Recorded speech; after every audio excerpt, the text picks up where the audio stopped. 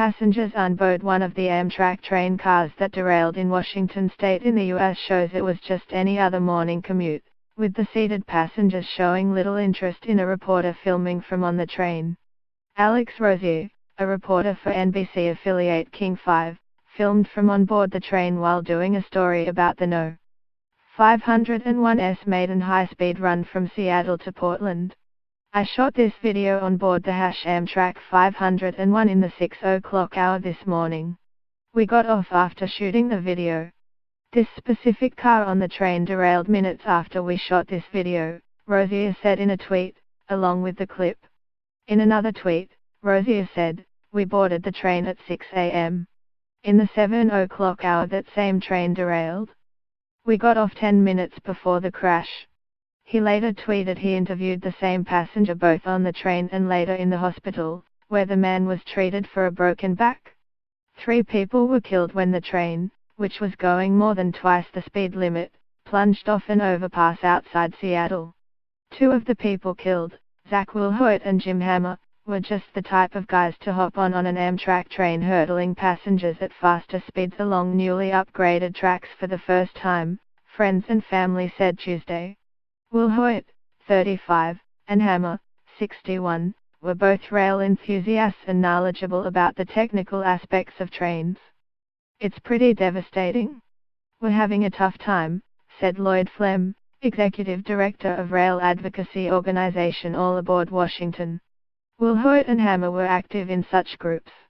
In All Aboard Washington, Wilhoit served as director of information technology, and Hammer was vice president and newsletter editor since 1988, writing enthusiastically in a recent online post about the new route that travels along refurbished freight tracks. They were looking forward to it, of course. They were having the opportunity for the first official run of a brand new route, Flem said.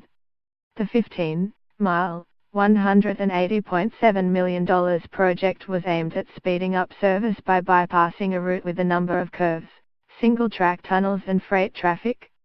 Flem said he has known Hammer for more than 3 decades. Hammer retired a few years ago as a civil engineer at the Washington Transportation Department and was a groomsman at Flem's wedding 25 years ago. He lived with his mother in Puyallup, Flem said. Pierce Transit said Wilhoit was a customer service support specialist who was admired by his colleagues. He enjoyed going to Star Wars conventions and Renaissance fairs, Flem said. The men also were members of the Rail Passengers Association, according to Group President Jim Matthews, who called Hammer one of the most respected and effective rail advocates in the country. Jim combined persuasibility and kindness, and paired it with an intricate and detailed knowledge of transit policy and technical insight. This made him an extremely powerful advocate and an inspiration for others, the association said in a statement.